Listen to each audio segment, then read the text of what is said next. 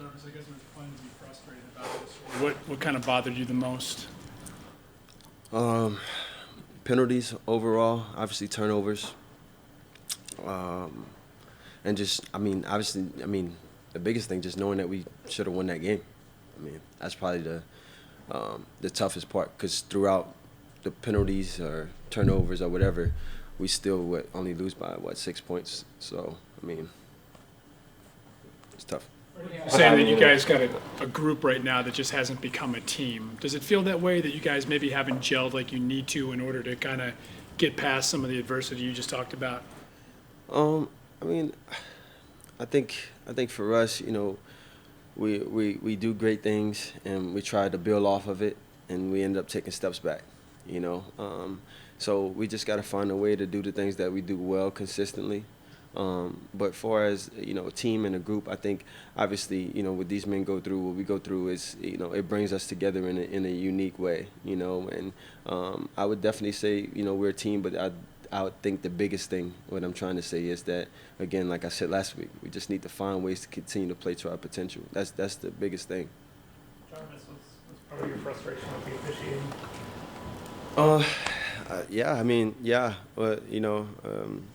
Yeah, that was part of it for sure. Could you, from your view, the interception there at the end of the half, take us through that from your view? Was that the one to me? Yeah. In the end zone? I mean, feel like I ran a pretty good route. Had an opportunity, got inside. I just didn't make the play. And when balls get tipped up in this league, they usually get picked off. So, I just got to make the play. Jarvis, you mentioned playing up to your potential. That's hard to do when you're consistently leading the NFL in penalties and turnovers, even drops as a team. Is that stuff that you guys can correct in the middle of the season? And is that something with the bye coming up that you can really address, coming into the second half of the year? Yeah, I think most of everything that we've struggled with has been self-inflicting. There's a couple games where teams, got after us and, we didn't really have an answer. But, most of the games that we've played has been all self-inflicted, just wounds that we've, put on ourselves that sometimes it's 3rd and 20 and we get the first down. And most times, that's just not the case. So we got to be better on 3rd down. Obviously, we have to be better in the red zone. We had a couple opportunities yesterday. I want to say 3 opportunities that, we didn't score on. 2, I'm sorry. 2, one being an interception, and then the fourth down that was a touchdown, but then, so. Run through that play, if you would, please. The one where you reached the ball across the goal line. Was it a no-brainer that it was over, as it looked maybe from some angles, or just take us through what you saw from the start of that play to the finish? Well, first, Baker did a great job of recognizing that they had 12 men on the field and they were trying to substitute in that situation. So he did an amazing job with that. So just trying to get us to hurry up. If you go back to the play, you could see him clapping for the ball because, he recognized the play. From there, understanding that we have a free play, I caught the ball, ran into some guys, stretched the ball across the goal line. As I stretched the ball across the goal line, then it gets knocked out. We still recover in the end zone. The ref then says that the ball can't be possessed by another player, like I fumbled it on purpose or something. But I always assume that if the ball crossed the beginning of the white line in your hands, it's a touchdown. So that's why, I tried to convince Freddie to throw the challenge flag. He trusted me on it. He threw the challenge flag. I don't know what happened after that. You watching the big board while they were reviewing? I mean, they kept showing it. Yeah. I saw what you saw. What you thought? What did you see? I saw a touchdown. What did you see? We'll see. The series that resulted in the touchdown. You're up by 8. You got control of the game. You got all 3 timeouts and a lot of time on the clock. You've been in the league now 6 years. Isn't there a case to be made for bleeding the clock and just, instead of trying to score twice in the last 5 minutes of a half? Right. Well, Freddie said I'll always be aggressive, but isn't it his job to know when to be and when not to be? yeah, I think in a sense too, we get in that situation. obviously clock management is very important, but we felt like we had them on the heels, all day. The first, I want to say 3 possessions with 3 touchdowns, so, we felt like we got them back into the red zone. We get 2 of our playmakers on the outside, opportunity to run individual routes, and, we had an opportunity to score right there. I just didn't make the play, and it ended up being an interception. You looked at everybody like it was a bad call, that blindside block. But the question is, since you were flagged like that, will that make you hesitate the next time you're in a similar situation? Yeah. I mean, if you go back and look at the game too, the very next play, Baker scrambles and I go to block Wagner, and I pretty much just take a charge and end up hurting my ankle because I'm trying to not block like I can block, because of the rule changes and because I felt like I did nothing wrong on the blindside block that they called on me. So, I mean, I tried to, take a charge and pretty much hurt myself. You okay? Yeah, I'll be all right. I got a bye week to get right, so I'll be good. Any sort of explanation, like did the officials look at the replay and say, "Oh my gosh, what a terrible call that was"? No, No. I didn't. Do you remember in the summer when the refs visit you guys in training camp, do you remember them making a big deal about that play? Because it seems every game you guys, somebody's getting called for that. Yeah. They did stress the emphasis about going back into a play or going back towards your end zone. They didn't stress the point where they say if a defender is lowering his head and running at you and then you just stand your ground and because you knocked him down that it still would be a penalty on you. They didn't explain that part, so I guess that's why I got flagged. Hey, Jarvis, there's been – go ahead, Mary Kay. Jarvis, when you were, when we were walking into the locker room, you were obviously walking out, very, very quickly, and you just had this look on your face. Is that what was going through your mind at that time? Why did you kind of walk out like that? And is that uncharacteristic for you to, sort of not stick around and discuss the game and all that kind of thing? Yeah, I feel like in past weeks too as well. I haven't really talked much since I forget the little incident or whatever. But I think for me, honestly, I knew that I needed a second. I knew I needed a minute, and I knew I would get opportunity to still talk to you guys and be able to talk to you respectfully and not let the emotions of the game get the best of me.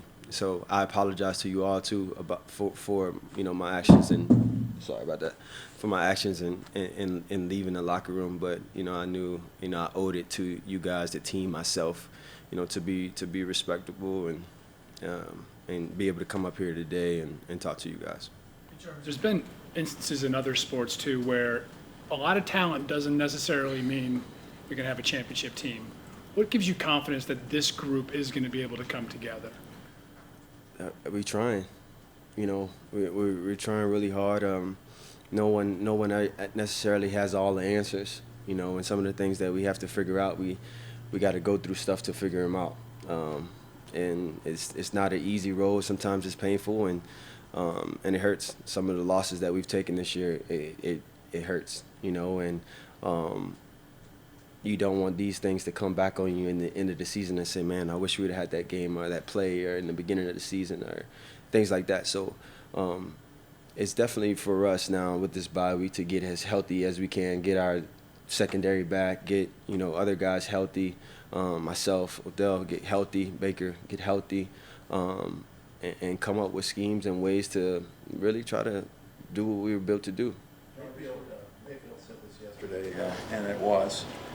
This was one of the Seattle game. We felt like we had to get kind of the back thought on that would kind of be, well, New England's coming up next, and nobody's going to pick the Browns to beat New England. And it's obviously you guys all understand it's going to be really tough to do that. But how daunting is it to have that one get away yesterday, and now you got New England?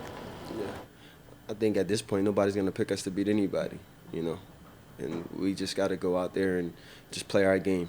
We got to go out there with the same mindset that, we tried to start this thing with, that it's just about us. It's not about anybody outside of this building. You know, everybody that's in here believes in what we're trying to do, and what the end result, what we want the end result to be ultimately.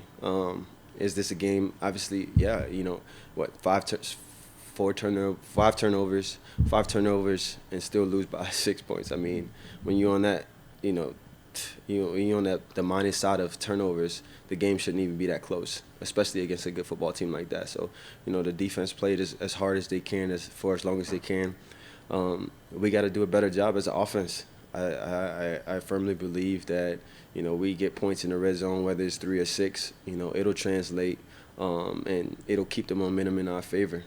So. You got used to seeing pinpoint accuracy from Baker last year, and obviously it just isn't there at that level this year. You know, balls are behind guys like in the end zone to you, and I'm just wondering what kind of conversations have you had with him along those lines, and what's your level of confidence that he can get it turned around and get rolling? Simple. Just keep throwing it. You know, I know myself, you know, Odell, we hold ourselves to a high standard. You know, all of those balls that touch our hands are catchable to us. You know, I mean, whether other receivers take that and put that onus on them, you know, I don't know, but I know around the league, I'm saying, but I know me and Odell for sure, you know, take that onus that wherever the ball is, or if it's at me, it's a good ball, and I got to make the play. So just keep throwing it. That's all. That's it. With Baker for a year now, you know, how do you think he's going to respond to the way the season started for him and for you guys as a team? Well, he's going to respond well. I mean, we need him to. You know, we all need to. You know, it's just not this whole thing isn't just about one guy's success or one guy's struggle. You know, it's a team game. You know, and we all got to step up and do our part. Sometimes it's going to take us making tough plays. Sometimes it's going to take him just standing in there and taking a shot to be able to get the ball downfield, take the linemen straining, you know, take the defense doing the things that they do, take special teams. You know, that's why it's the greatest game. You know, it's not about one person. You know, it's not about one person's struggle or one person's success. We just got to find ways to play together. We talked a lot last week about the need to get the ball in the playmaker's hands. Did you think there was a better job yesterday in doing that? I know Odell's numbers are up, but you, I think, only had 3 catches. Yeah, you know, we definitely tried. And, you know, I think if you go back in the game, too, and you look at I want to say 4 or 5 of Odell catches were called back. You know, he makes a hell of a play on the sideline, on their sideline, that gets challenged and, you know, ruled in our favor, which we go down on that. I think that was the interception drive on that drive. But, you know, that gives us the opportunity, a big-time player making a big-time play, to put us in position to go and, you know, score and go up by another 10, 12 points. So, you know, for us, you know, he made the plays. We just got to continue to keep doing it. You got to keep build off of it and keep doing it. With all the talent you have on this team, is it taking longer to gel than you thought it would? I wouldn't say gelling is. You know, we honestly, we just got to find ways to play together. You know, we have to find ways that a lot of times, if one thing goes wrong, as we all know, on the offensive side of the ball, it can ruin the whole play. On the defensive side of the ball, it's a little bit different. So we just got to find ways to make sure that every guy is doing their job. That was one of the things that Coach Freddie stressed this morning. Just, you do your job. Don't worry about anybody else doing their job. Just trust that they will be, but you do your job first. And that was really the point of emphasis this morning, and I think he hit it right on the head. I think that's important. As long as every guy is doing their job and we can trust and rely on everybody, then the play should be successful. So guys like, hey, maybe whoever isn't going to do his job, so I have to do his job too, or it seems like there. So is there some mistrust, if that's the right word, on other guys will do their job? Yeah, I mean, at the end of the day, you got to trust that the guy's going to do his job. You know, sometimes in this game, guys get beat, guys drop passes, guys, you know, all these things happen. But we got to find a way to not let those things add up. Like, we can't have 5 or 6 of those, and in essence as well too, you have to think that, if a guy get beat, then, guy got to make a play. Somebody got to make a play. If Baker has to step up, or, we not getting open, he ran for a touchdown. I think it's his first touchdown in a while. So, like, those things have to get happen. We all covered. The lineman's done a great job of protecting him. He steps up in the pocket. He runs for a touchdown. I mean, it's beautiful, How do you go from group to team just by going through your normal practice routine, especially when you guys are going to be all away from each other for 4 or 5 days this week? We're still going to be in contact with each other. I think, again, just with the week that we've had, and last week, just everything that we talked about together, just, we're all invested in this thing, and it doesn't stop. We get 17, 18, 16 weeks, but, ultimately we want to go beyond that. So we're all invested, and we're going to stay in contact. I'm sure the coaching staff is obviously going to be here working. I know myself, looking at film, doing anything I can do to help on my end, getting healthy. That's one thing, and making sure that I'm ready to go once we get back here.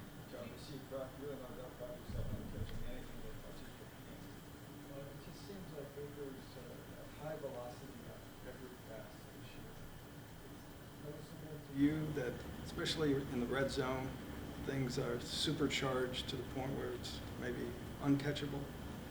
Like I said, any ball thrown our way is, it's a good ball. We got big hands, so, it doesn't matter how hard the ball is coming, or we just got to make the play. We got to find ways to make the tough plays, obviously the easy plays that, everybody know and seen that we can make, but also making the tough plays. They're not always going to be pretty, and we got to find ways to, help our guy, help our man out. Have you guys been playing for each other this season, and if not, is that what you're trying to get? Sorry? Are you playing for each other this season, or is that where you're trying to get to? Like, you don't want to let each other down, the attention to detail, all that, what usually indicates, you care about each other and want to take that on, that you don't want to let the guy down. Right. I do think that accountability, that trust that you're speaking about, I do think we have that. Again, when you have penalties and turnovers in this league, it's hard. It's so hard to win. So we got to find ways to eliminate that. Guys, again, guys are going to get beat. Guys are going to drop passes. Guys are going to miss tackles, whatever. We just got to find ways to not allow them to add up. But I do think the trust and accountability is there, and we just got to keep on raising the level, right? We just got to keep on bringing the bar higher and higher with things that we achieve or success that we have. We have to just move past it and raise the bar even higher.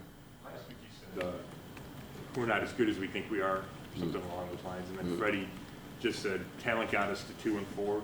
Do you think that message is sunk in with the rest of the guys, that talent's not enough and we're going to have to do something else to get to where you guys thought you needed it, or would get to, playoff, everything? Yeah, well, for as long as I remember, and if you guys even played sports, I'm sure some of you have, but there was always the phrase that talents win games, teams win championships, and that's always stuck with me, because no matter what you put on, who's on paper or whatever, it really doesn't mean anything when you step out there. Like, you're going against other players, other men that take pride in what they do as well, and they're just not going to let you walk over them. So I've always understood that it's not about talent. I've played on talented teams and we've won nothing, and I've played on teams that we were disciplined, accountable.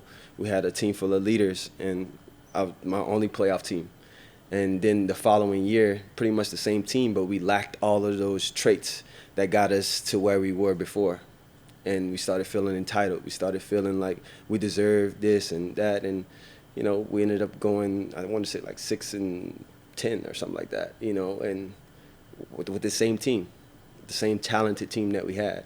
But the year before, we had accountability, we had leadership, we had trust, all of those things that takes, builds a good team.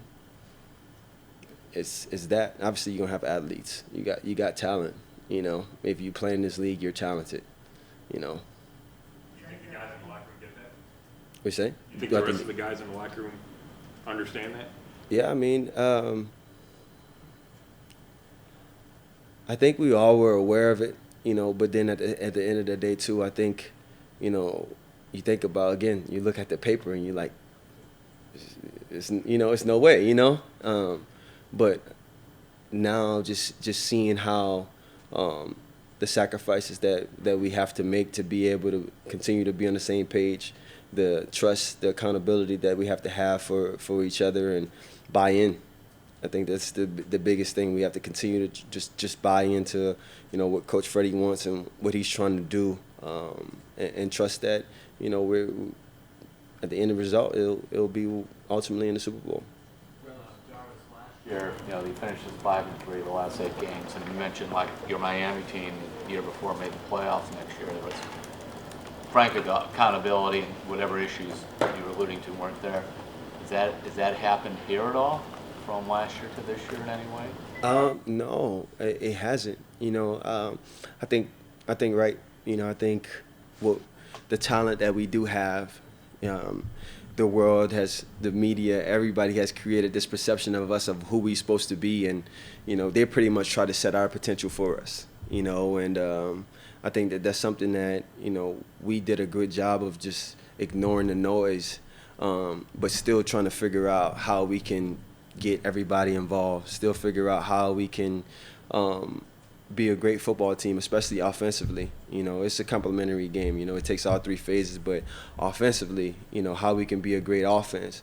And it's simple. We have to run the football. We have to get the ball in our playmakers' hand. We have to eliminate penalties and turnovers. Negative plays we've overcame before, but obviously you don't want to be in negative plays. But if we take care of the first 4 things that I said, we can be a pretty tough team to beat.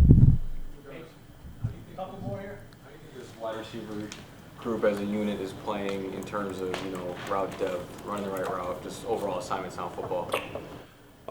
I think we're playing pretty well. We just have to find ways to, make reads easy, make plays tough, easy, whatever, and move the chains. Do what we're here to do. Make plays. I think if we do that, we can take a lot of pressure off of ourselves.